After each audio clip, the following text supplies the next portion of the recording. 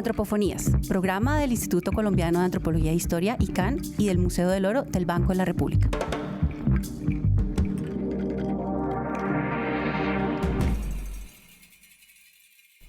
Hola gente, bienvenidos a este nuevo episodio de Antropofonías, el programa radial del Instituto Colombiano de Antropología e Historia y del Museo del Oro del Banco de la República. Ana María, hola, ¿cómo estás? Cuéntame, ¿de qué vamos a hablar hoy? Hola Vladimir, hoy hablaremos de un tema muy interesante y poco conocido, que es la arqueología subacuática lacustre.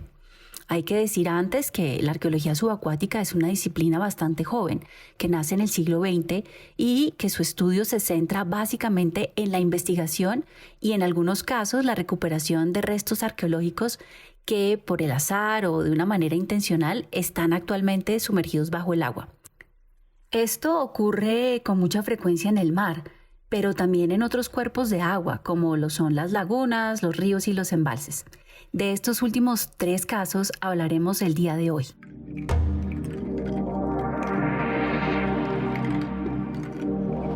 En nuestra sección Identidades en Diálogo quisiéramos dejar presente que efectuar ejercicios de arqueología subacuática en contextos lacustres es un proceso que puede tocar de manera muy sensible las fibras culturales. Esto ocurre sobre todo si hablamos de arqueología en lagunas, unos lugares que han sido espacios de reconocimiento identitario y de sacralidad para diferentes pueblos. Escuchemos como primera medida el testimonio de Camilo Augusto Chautá, gobernador del Cabildo Muisca de Sesquilé, quien nos muestra la importancia que tiene la laguna de Guatavita tanto para sus ancestros como para las comunidades muiscas de la actualidad.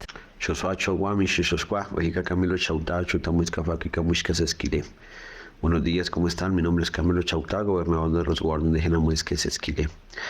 Recordando las historias de los ancestros y la tradición ancestral muisca presente en este territorio.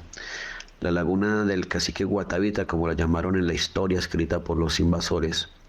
En este templo nuestros ancestros hacían unas grandes ceremonias, honrando la magna y sagrada fecundación del Pavasúa, Padre Sol, a nuestra Hitzahuaya, Madre Tierra.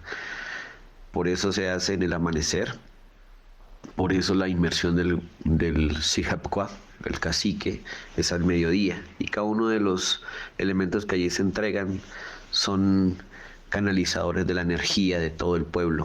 Todo eso tiene que estar allí para mantener el equilibrio en la naturaleza, el equilibrio en la vida. Por eso siempre buscaremos proteger y mantener este lugar sagrado, alimentado física, espiritual y energéticamente con cada ofrenda. La responsabilidad de la arqueología subacuática en sitios sagrados implica ejercicios concertados para establecer límites y proponer investigaciones no extractivas. En opinión del gestor cultural Diego Martínez Celis, es fundamental mantener la importancia simbólica que el agua y las lagunas tienen para las poblaciones actuales. Respecto a la posibilidad de realizar investigaciones arqueológicas en lagunas de montaña del altiplano cundiboyacense, considero que desde luego la arqueología brinda la posibilidad de comprender el pasado a través de las materialidades que se pueden encontrar en estos contextos. Sin embargo, considero que sí se debe tener muy en cuenta la potencia que todavía tienen entre no solo las comunidades relacionadas en el contexto espacial de estos lugares, sino también con las diferentes personas o colectivos que se sientan ligados a estos espacios desde esa dimensión que podríamos llamar también espiritual. Por lo tanto, es un tema de mucho cuidado que puede detonar también los imaginarios o reavivarlos, aquellos de la Huaca y el Dorado, pero también abrir la herida que dejó el extractivismo y el expolio en ese territorio. Tenemos en la mesa hoy a Pamela Lara, que nos visita desde México. Ella es arqueóloga subacuática, está en este momento cursando su doctorado en la Universidad de Indiana. Carlos del Cairo, antropólogo, arqueólogo subacuático con varias especialidades, por ejemplo en arqueología de la guerra marítima. Y tenemos también a Ricardo Borrero. Él es arqueólogo subacuático, también muy especializado en temas de patrimonio y arqueología subacuática náutica. ¿Estoy en lo correcto? Estás en lo correcto, pero yo sí quisiera que le preguntáramos a nuestros invitados de qué estamos hablando, ¿no? ¿Qué es eso de arqueología subacuática? De una manera general, ¿no? Para dummies, ¿cómo ustedes nos podrían explicar cuál es la diferencia entre esa arqueología subacuática y una arqueología convencional? Bueno, hola, muchas gracias por la invitación. La arqueología subacuática se puede definir de manera muy general como el estudio de las relaciones que los seres humanos han mantenido y siguen manteniendo con los cuerpos de agua, ya sea cuerpos de agua interiores como lagos, lagunas, ríos, pero también con el mar, ¿no? La diferencia con la arqueología en tierra yo creo que tiene mucho que ver con los métodos y las técnicas, ya que son pues ambientes completamente diferentes, ¿no? Donde el ser humano pues no es su ambiente natural el agua, entonces requiere de mucho equipo y técnicas diferentes para abordarlo. Carlos, cuéntanos, por ejemplo, ¿qué se ha hecho en Colombia de arqueología subacuática? Bueno, ha sido muy interesante porque la arqueología subacuática en Colombia siempre se ha enfocado en el tema de los espacios marítimos, el mar. Siempre hemos pensado que en el mar están los naufragios y todo el tiempo hemos como creado ese imaginario de los tesoros y demás, pero digamos no hay nada más distante que eso. La idea de esa arqueología subacuática en Colombia es plantear esos diversos procesos de cómo los seres humanos, desde los grupos prehispánicos hasta las personas que vivieron hace 100 años, pues qué relación tenían con el entorno acuático. Y ahí es donde se empieza a desarrollar una investigación, no solamente en Cartagena de Indias, de pronto en Santa Marta, en Providencia, en San Andrés, donde empezamos a ver todo ese universo que está en los fondos marinos, pero también lo que está en los fondos de los ríos, las lagunas y los embalses. Entonces esa arqueología subacuática nos invita a pensar esa relación del ser humano con esos cuerpos de agua. Ricardo, tú tienes una experiencia en temas marítimos y estás ahorita involucrado en este proceso del Instituto Colombiano de Antropología e Historia que se lanza a estudiar estos contextos lacustres. ¿Cuál es la diferencia que tú encuentras entre hacer arqueología en el mar y hacer arqueología en un río, en un lago o en una laguna? Bueno, creo que voy a retomar desde lo que señalaba Pamela, en la medida en que el buceo se realiza a más de 300 metros sobre el nivel del mar, las tablas y los tiempos de inmersión cambian un poco, ¿no? Creo que también otra característica muy importante que he notado en esta diferenciación del contexto marítimo y el contexto lacustre es el tipo de sedimentación. Por la formación natural de los lagos o de los embalses, es muy común que el fondo sea un sedimento muy limoso, le llamamos nosotros, pero es decir, que se levante muy rápido. Entonces, al hacer excavación o trabajos de prospección, es muy importante, primero, pues tu habilidad en el buceo, con la intención de respetar el fondo y tratar de evitar removerlo, pero también a la hora de la excavación, pues se tiene que ser muy cuidadoso, ¿no? Con lo que se va a excavar y pues la visibilidad, tener en cuenta mucho eso, ¿no? Yo tengo una pregunta con respecto a lo que uno encuentra debajo del agua, ¿no? O sea, pensemos que yo, por ejemplo, no tengo mucha experiencia en arqueología subacuática. Carlos, no sé si me puedes dar una idea del tipo de elementos que se pueden excavar, por ejemplo, en una laguna, sobre todo. Bueno, lo chévere cuando uno empieza a hablar de arqueología terrestre o arqueología subacuática es lo que usualmente uno encuentra. En la arqueología terrestre uno encuentra muy poco. O sea, en la arqueología uno encuentra cosas fragmentadas, o es un rompecabezas, todo el pasado es fragmentario. Pero hay una condición súper interesante en el mar o en el agua, en condiciones pues bien extremas. Es que podemos encontrar cosas que no encontramos en tierra. Por ejemplo, elementos orgánicos, telas, maderas, un sinnúmero de materiales que han sido muy difíciles de identificar, por ejemplo, cuando se hace arqueología en tierra. Y eso es un gran aporte para poder entender cómo era el ser humano en el pasado. Muchas veces encontramos objetos de metal en el mar, cañones, elementos de anclas, pero muy pocas veces vemos maderas, sobre todo en nuestras aguas tropicales. Y en las lagunas, pues es todo un universo, como lo decía Ricardo, estamos hablando de que son condiciones extremas en términos de temperatura. La temperatura, cuando es más baja, pues tiende a preservar otro tipo de materiales orgánicos. Entonces nos podemos encontrar, sin duda alguna, con un universo inimaginable de objetos en madera, en telas, huesos. O sea, realmente siempre hemos pensado en elementos en metal, en figuras votivas metálicas, pero no hemos pensado que también habían figuras rituales en madera. Entonces, eso va a ser una cosa maravillosa cuando nos topemos en las lagunas con este tipo de universo de cultura material. Ricardo, pero ¿cómo se puede conservar en el agua este tipo de vestigios de cultura material, teniendo en cuenta que estamos aún en la altura en un contexto tropical, donde estamos hablando de una mayor descomposición pues de todos estos recursos que provienen de una naturaleza orgánica? Digamos que esta pregunta es muy buena porque permite vincular dos aspectos a los cuales estaban haciendo referencia Carlos y Pamela. Tenemos por un lado el asunto de la temperatura, que sin duda las bajas temperaturas favorecen la conservación. De hecho, muchas de las intervenciones que se hacen para la conservación de los materiales consisten en mantener o en bajar las temperaturas. Entonces esto está sucediendo en los contextos naturales, en el sitio. Pero por otra parte hacía referencia Pamela a ese sedimento limoso o cienoso. Es un sedimento de grano muy fino. ¿Qué es limoso? Explícanos. Digamos, dentro de la clasificación geológica hay algo que se trata según el tamaño del grano, ¿sí? El sedimento limoso o cienoso es un grano muy fino, es un grano de unas dimensiones muy pequeñas, que podría ser como un lodo como un lodo, muy seguramente sería como el término común para referirse a un sedimento que es un limo o un cieno. Este sedimento tiene una característica y es que forma capas, digamos, muy tupidas, por decirlo de alguna manera. Entonces, cuando los elementos se depositan en el lecho o en el fondo de esa laguna, además de la temperatura, suelen ser cubiertos por procesos sedimentarios habituales, como los que ocurren en tierra, por estos sedimentos de grano muy fino. Y esto genera unas condiciones, o sea, esto genera una tercera condición, que es la condición de anoxicidad, es decir, la condición en la cual hay carencia de oxígeno, no hay oxígeno.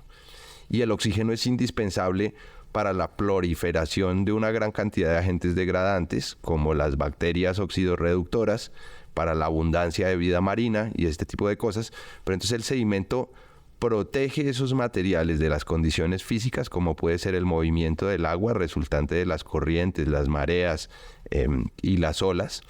Pero por otra parte, la ausencia de oxígeno es muy favorable para la preservación. Entonces, la convergencia entre la cobertura de sedimentos de grano muy fino, limocienosos, genera condiciones donde no hay oxígeno, a lo que vienen a sumarse las bajas temperaturas que dan unas condiciones ideales para la preservación, a lo que se suma también, digamos, como la imposibilidad o la dificultad del hombre mismo para acceder a esos materiales, ¿no?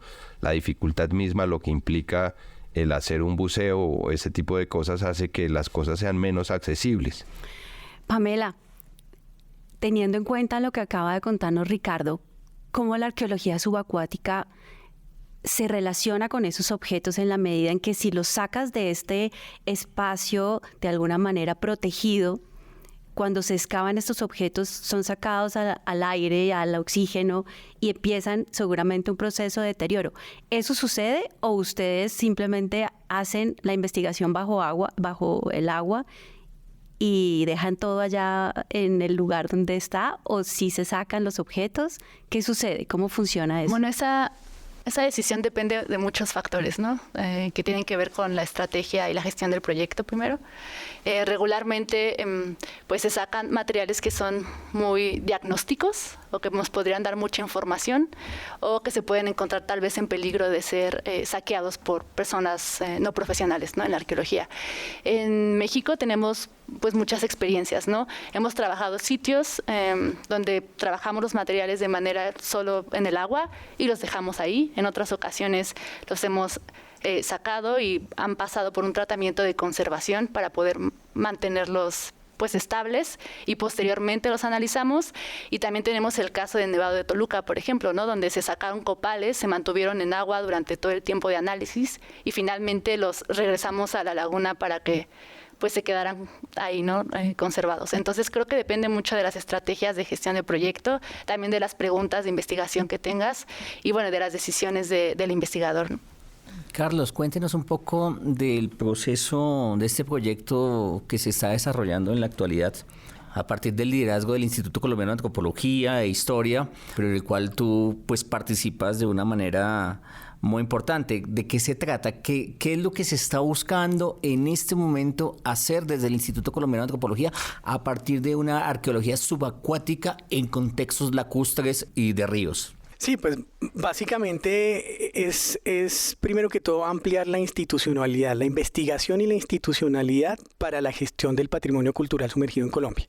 O sea, una cosa es que siempre nos hemos enfocado mal que bien en los contextos marítimos, pero no se ha tocado de manera sistemática e importante la presencia institucional en la investigación en cuerpos de agua internos. Primero por las dificultades, que ya después vamos a ver que no es tan difícil, pero segundo es porque los ríos, las lagunas y los embalses nos están ofreciendo una información importantísima que ya por Constitución y por decretos y por leyes, pues el instituto tiene las competencias y la obligatoriedad de proteger e investigar.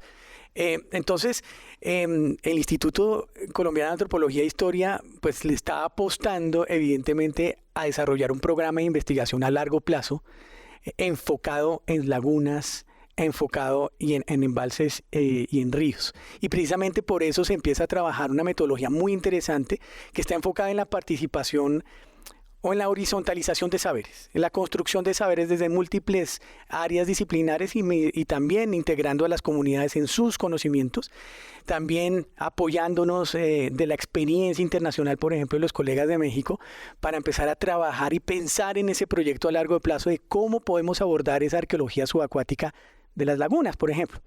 Y nos topamos con algo muy interesante. Ya no deberíamos estar hablando de arqueología subacuática. Deberíamos estar hablando de una aproximación interdisciplinar a los paisajes lacustres. Porque es que la arqueología subacuática nos restringe a un medio, pero no nos hace pensar de una manera mucho más integradora de que la laguna está inserta en un territorio en donde hay unas representaciones de comunidades, donde hay una vegetación, donde hay unos actores no humanos que son tremendamente importantes para entender esa percepción desde lo humano. Entonces, por eso pensamos en ese paisaje lacustre, porque hay una cosa muy interesante que nos dimos cuenta en esta construcción de saberes, es que desde la época colonial y antes, por ejemplo, las lagunas tenían una función ritual sagrada, de donde se arrojaban y se disponían objetos rituales. Pero esa misma afán, por ejemplo, cuando llegan los españoles que ven que hay todo este tema del dorado y los objetos de oro y demás, pues entran en un proceso de extracción. Y entonces empiezan a modificar las lagunas para secarlas y poder obtener eso. Entonces nos hemos dado cuenta que hay unas evidencias arqueológicas, no solamente de lo ritual, sino de esa persistencia de uso de las lagunas a través de los tiempos. O sea, estamos haciendo una arqueología de los paisajes lacustres, inclusive del siglo XX, del siglo XIX. Pero hay una cosa bien interesante y es que yo estuve con ustedes acompañándoles y generalmente se piensa que la arqueología, como tú bien lo mencionas, solamente tiene que ver con buceo, lanzamiento de robots y etcétera, pero ustedes también estaban excavando en viejas lagunas, ¿no? En lagunas que ya son disecadas y con Pamela también hablamos, ¿no? Es decir, se hace también arqueología en lagunas que ya no están, pero que fueron donde también podemos encontrar nosotros evidencia. ¿Cómo nos puedes explicar esa relación entre una arqueología acuática, pero que ya no es tan acuática y finalmente se termina convirtiendo en una arqueología convencional? ¿O cuál es el límite allí? Bueno, es que la arqueología subacuática en realidad las relaciones con el agua, ¿no? O sea, nuestro objetivo son investigar las relaciones de los seres humanos con el agua. Entonces, esto no necesariamente implica que todos los contextos deban ser sumergidos, ¿no? Hay sitios que son parcialmente sumergidos, que por temporadas tienen agua, y otros, como tú bien dices, que probablemente se secan, ¿no? No obstante, pues sí, era una laguna ahí, o sea, el sitio sigue estando relacionado con el agua. Entonces, yo creo que no hay mucha diferencia en realidad. Hacer una excavación en una laguna, obviamente, bueno, de métodos y demás, si ya no tienes agua, pues ya no estás usando el buceo ni nada de esta metodología dentro del agua, pero al final y al cabo, pues sí era un cuerpo de agua y se usó como tal y se percibió como tal dentro del paisaje de la comunidad, ¿no? Entonces yo creo que eso es lo importante. Recordemos que también los arqueólogos pues nos interesa explicar hechos del pasado, ¿no? O resolver preguntas de investigación. Entonces la arqueología subacuática pues es la herramienta, pero en realidad nuestras preguntas pues van más allá de las técnicas de buceo, ¿no? Nos interesa más pues la importancia del cuerpo de agua en el pasado, aunque ya no esté ahorita en el presente, ¿no? Digamos que existe el ejemplo contrario también, y también, digamos, estaría enmarcado dentro de la disciplina. Así como hay contextos que en la actualidad están en algo que parece seco, hay otros contextos que con el transcurso del tiempo han venido a acabar sumergidos, ¿no? Entonces, no son solo los sectores que antes estaban sumergidos y hoy están emergidos, sino sectores que en su momento estuvieron emergidos y por cambios en las líneas de costa, en las orillas, en las riberas, han pasado hoy, han hecho ese tránsito de un contexto seco a un contexto acuático, ¿no? Como por dar cuenta de que existe también la situación inversa. Bueno, yo creo que esta es tal vez la última pregunta al que quiera responder, y es, ¿cuál creen ustedes que es el reto, por un lado, de la arqueología subacuática en Colombia? ¿Y qué nos espera entonces de aquí en adelante? Yo creo que más que un reto es un sueño que estamos cumpliendo. Porque finalmente, después de tantos años, lo decía nuestro colega Carlos Reina, esto lo ha pensado todo el mundo. Hacer un proyecto de subacuática en lagunas, eso es hablar del dorado. Obviamente nosotros estamos rompiendo el esquema, como lo decía Lange-Bekow, y es desdoradizar las lagunas. Pero el reto es tratar de integrar esos conocimientos de estos arqueólogos expertos que han venido trabajando con esa trayectoria, como Roberto Lleras, como Carl Lange, y subirlos no al bus, sino a un barco, y que empecemos a construir un proyecto con ellos, y en que podamos intercambiar todos estos conocimientos desde esa experiencia, y nosotros aportando, evidentemente, claro está, con una integración de todos los colegas de estas nuevas generaciones, porque la idea es que sea un proyecto integral en todo sentido, en formación, en que sea intergeneracional, en que podamos integrar esos conocimientos de los pueblos originarios. O sea, es una visión muy ambiciosa de este proyecto, pero pues que lo vamos a lograr. Bueno, yo sí les quisiera pedir ya, antes que se nos vayan, es que nos cuenten alguna experiencia, alguna anécdota, porque aún con toda la explicación que ustedes nos están dando, yo creo que para muchas personas aún sigue siendo chino hacer una arqueología subacuática. Bueno, pues primero, creo que la principal diferencia es el tiempo que tenemos bajo el agua, ¿no? No es como las excavaciones en tierra, donde pues uno puede pasar todo el día excavando y trabajando, ¿no? En los contextos sumergidos, pues siempre es mucho más difícil y requiere más planeación bucear, ¿no?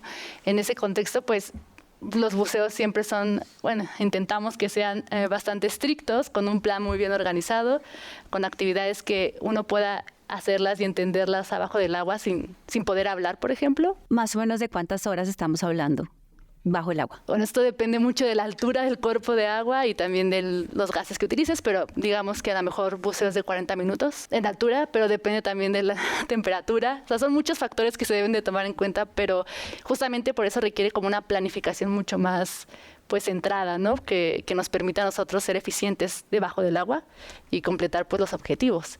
La visibilidad también pues es muy difícil a veces. En ocasiones tenemos excelente visibilidad, como en el Caribe, por ejemplo, o en algún sitio en continental como Media Luna, por ejemplo, en México, la visibilidad es excelente, entonces puedes ver 10 metros lejos de ti, pero también hay otros contextos, como mencionaba, que son muy difíciles, ¿no? Entonces tienes que estar 1 metro cerca del objeto o del fondo para poder hacer tu trabajo.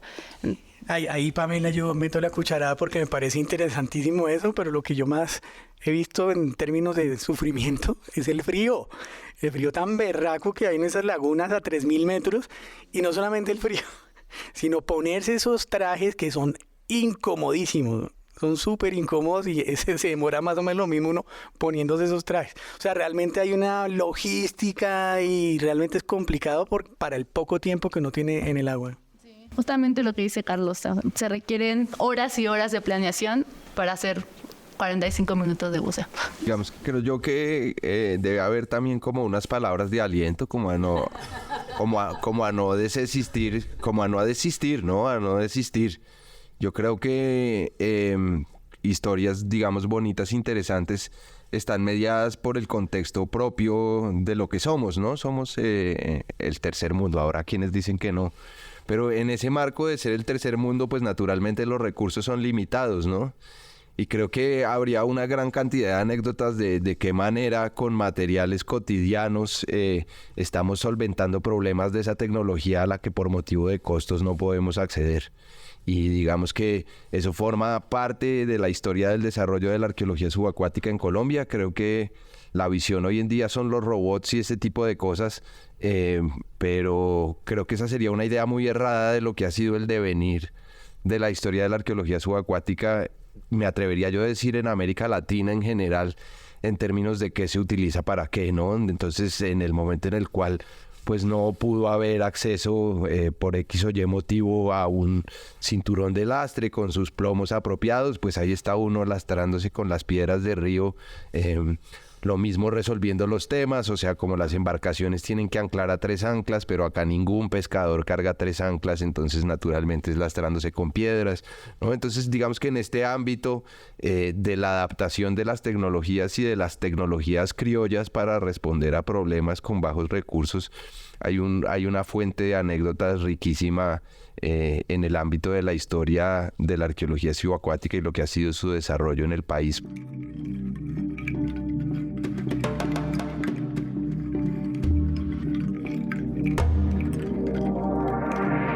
Muy interesante esta conversación con ustedes, Pamela Lara, Ricardo Borrero y Carlos del Cairo Hurtado. Les agradecemos muchísimo habernos acompañado en este capítulo de Antropofonías, el espacio radial del Instituto Colombiano de Antropología e Historia y del Museo del Oro del Banco de la República. Les acompañamos Vladimir Montaña y Ana María González. No olviden que pueden estar al tanto del tema del día de la próxima semana a través de las redes sociales del Museo del Oro y del ICANN. Si quieren escuchar todos nuestros episodios, búsquennos próximamente en plataformas de audio como SoundCloud, Spotify, Google Play Music y Apple Music. Y no se pierdan Antropofonías todos los domingos a las 11:30 de la mañana en Radio UNAL.